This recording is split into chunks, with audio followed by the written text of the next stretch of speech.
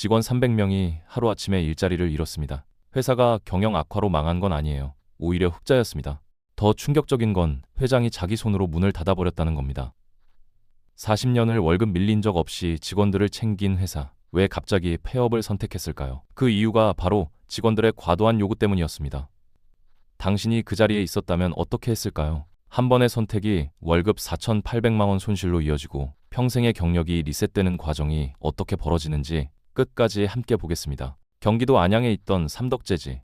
이 회사의 역사는 1960년대부터 시작됩니다. 화장지와 포장지를 만드는 중소기업이었죠. 당시 기준으로 보면 정말 드문 회사였습니다. 40년을 넘게 적자 없이 흑자를 유지했거든요. 거래처도 많았고 시장에서의 입지도 탄탄했습니다. 더 놀라운 건 직원 복지였습니다. 전재준 회장은 월급이 절대 밀리지 않게 했습니다. 상여금도 꼬박꼬박 챙겨줬고요. 생일 챙겨주고 아이 학비 지원하고 직원 건강검진도 회사 돈으로 했습니다. 2003년 당시 중소제조업에서 이 정도 복지는 정말 드물었습니다. 그래서 직원들 입장에서 이 회사는 행운이었습니다. 안정적인 월급에 좋은 대우까지 받을 수 있으니까요. 근데 2003년 봄 민주노총 소속 노조가 만들어집니다.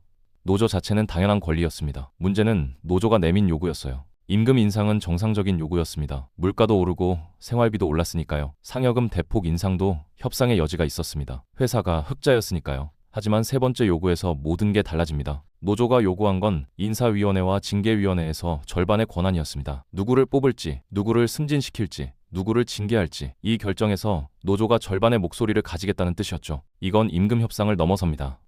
경영권 개입입니다. 중소기업에서 인사권은 회사의 생명줄이거든요. 사장이 신뢰하는 사람을 배치해야 하고 문제 있는 직원을 징계할 수 있어야 회사가 제대로 굴러갑니다. 노조는 이 핵심까지 요구하는 건데 회장이 받아줄 리 없었습니다. 협상은 진행됐지만 결국 결렬됩니다. 회장은 인사권은 절대 양보할 수 없다고 단호했거든요. 파업이 시작됐습니다. 공장 라인이 멈췄고 생산이 중단되고 납품이 끊겼습니다. 노조원들은 자신들이 이길 거라고 확신했습니다.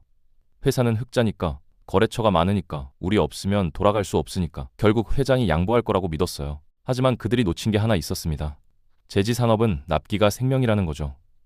책 인쇄 일정이 있고 포장지 납품 일정이 있습니다. 삼덕재지가 종이를 제때 못 주면 모든 일정이 무너져요. 거래처들은 선택을 해야 했습니다. 삼덕을 기다릴 것인가 아니면 다른 제지회사로 가는 것인가. 답은 명확했습니다. 첫 달 안에 월 1억 원 주문이 끊겼습니다. 그 다음 달 8천만 원 거래처가 떠났어요.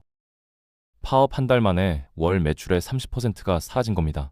하지만 노조는 여전히 회장이 양보할 거라고 믿었습니다. 그들은 몰랐어요. 회장이 이미 결정을 내렸다는 걸요. 2003년 11월 전재준 회장은 폐업 신고서를 제출합니다. 처음엔 노조도 안 믿었습니다. 흑자 기업을 정말 문 닫을까 싶었죠. 하지만 공장의 자물쇠가 채워지자 현실이 되어버렸습니다. 직원 300명이 하루아침에 실직자가 됩니다. 파업을 주도한 노조 간부, 동참한 조합원, 그리고 파업과는 무관하게 일하던 비조합원 직원까지 모두요. 회장의 생각은 이랬을 겁니다. 이미 80대에 접어들었고 평생 번 돈도 충분했습니다. 40년을 직원들 밥 먹여 살렸고 복지도 챙겼습니다. 그런데 인사권까지 달라니요.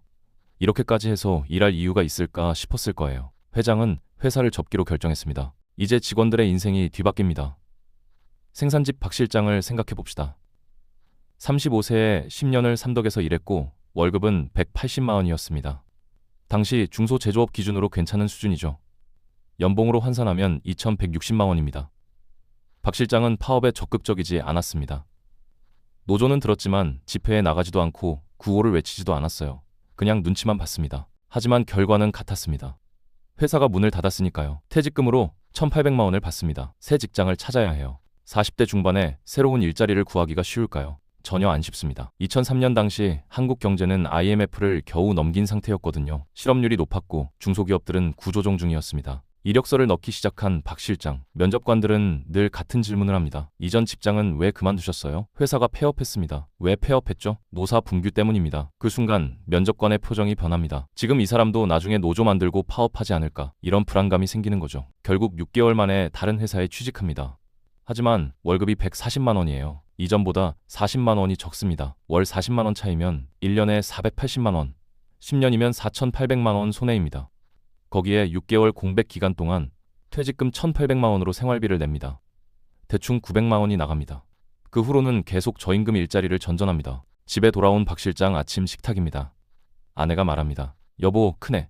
학원비 이번 달은 어떻게 할까요? 통장에 돈이 없어요. 박 실장은 대답을 못합니다. 작은 아이가 수학 여행 신청서를 줍니다. 30만 원이 필요해요. 박 실장은 깊은 한숨을 쉽니다. 이번엔 못 갈 것 같다고요? 아이 눈물이 맺힙니다. 친구들은 다 가는데 나만 못 가요. 더 참담한 건 다른 직원들입니다. 비조합원 관리직 김 과장을 봅시다. 그는 노조에 가입하지도 않았고 파업에도 참여하지 않았습니다. 오히려 노조를 말렸어요. 인사권까지 요구하면 회장이 받아줄 리 없다고, 협상 가능한 수준에서 멈추는 게 낫지 않냐고요. 하지만 노조는 듣지 않았습니다. 회사가 문을 닫자 김 과장의 15년 경력이 날아갑니다. 40대 후반 관리직을 뽑는 회사가 몇 개나 될까요? 8개월을 실업 상태로 지냅니다. 퇴직금 2,500만 원으로 버텨요. 결국 영업직으로 재취직하는데 월급은 120만 원이고 성과급제입니다. 이전보다 월 80만 원이 적어요. 10년이면 9,600만 원 손해입니다. 노조 간부 최 씨는 더 비참합니다. 삼덕재지 노조 위원장 출신이라는 꼬리표가 붙자 재취업이 거의 불가능해집니다. 경력을 적으면 면접을 못 받고 안 적으면 공백 기간을 추궁당해요. 결국 1년 반 만에 택배 기사로 일합니다. 하루 12시간 일해서 월 200만 원 벌어요. 최 씨는 후회했습니다. 내가 너무 강하게 나갔나? 인사권까지 요구할 필요가 있었나? 회장님 나이도 많으신데 좀 더 예의 있게 했으면 좋았을 텐데. 하지만 이미 늦었어요. 회사는 문을 닫았고 직원들은 길을 잃었습니다. 한편 회장은 다른 선택을 하고 있었습니다. 안양시에 4,842평짜리 땅을 기부하기로 결정한 거죠. 당시 시가 수백억 원대로 추정되는 그 땅을요. 조건은 시민들을 위한 공원으로 만들어달라는 것뿐이었습니다. 그리고 그 약속은 지켜졌습니다. 2009년 4월 22일 삼덕공원이 개장합니다. 공원 한쪽에는 전재준 회장의 흉상이 세워져요. 기부의 뜻을 기리는 비석도 함께요. 지금도 안양 시민들은 이 공원에서 산책하고 운동하고 아이들을 놉니다.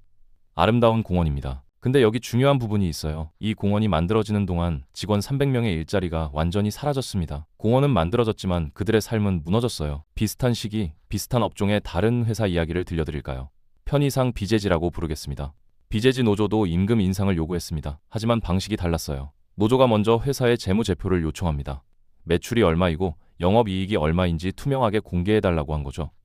비제지는 이를 받아줍니다. 노조는 계산했습니다. 영업이익에서 몇 %까지 임금을 올릴 수 있을지, 회사가 망하지 않으면서도 직원들이 더 받을 수 있는 최적점이 어디인지요. 그 결과 임금 인상률 8%, 산여금 200만 원 추가, 복지 포인트 제도를 신설합니다. 비제지는 받아줬고 노조도 만족했어요. 지금도 비제지는 운영 중입니다. 직원들도 여전히 다니고 있죠. 무엇이 달랐을까요? 삼덕노조는 요구만 했어요. 비제지 노조는 함께 계산했습니다. 삼덕노조는 경영권까지 요구했고 비제지 노조는 경영권을 인정하고 분배만 요구했습니다. 삼덕노조는 80대 회장을 압박했어요. 비제지 노조는 경영진을 존중했습니다. 이게 살아남는 협상과 죽는 협상의 차이입니다.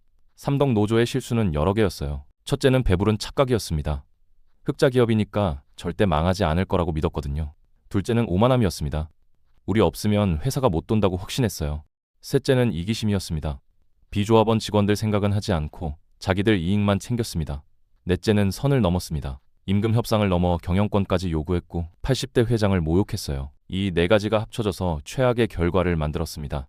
노동자에게 가장 무서운 건 임금 동결이 아닙니다. 실직입니다. 월급 5% 안 오르는 것보다 월급 자체가 사라지는 게 100배 더 무섭거든요. 기업이 존재해야 근로자도 존재한다는 가장 기초적인 논리를 절대 잊으면 안 됩니다. 회사를 적으로 만들면 결국 일자리를 잃습니다. 경영권을 건드리는 순간 경영자는 협상이 아닌 생존 전쟁이라고 생각해요. 회사가 흑자면 절대 안 망할 거라는 배부른 확신, 그게 가장 큰 오판이었습니다. 한 번의 선택 실수가 300명의 인생을 한순간에 무너뜨렸습니다. 지금 이 순간에도 어딘가의 협상 테이블에 누군가가 앉아 있을 겁니다. 그들에게 전하는 교훈은 간단합니다. 함께 살아남는 것과 함께 죽는 것의 차이를 아십니까? 삼덕 사건이 주는 답은 명확합니다. 요구만 하면 다 사라진다. 함께 계산하면 살아남는다. 오늘 이야기를 정리해보면 이렇습니다. 흑자 회사도 하루아침에 사라질 수 있다는 것. 그리고 그 이유가 상대방이 악해서가 아니라 양쪽 모두 생존의 논리를 잊었었기 때문이라는 점입니다. 선택의 순간에서 우리는 언제나 더 큰 것을 잃을 위험을 안고 있다는 거죠. 이 영상이 도움이 되셨다면 구독과 좋아요 부탁드립니다. 시청해주셔서 감사합니다.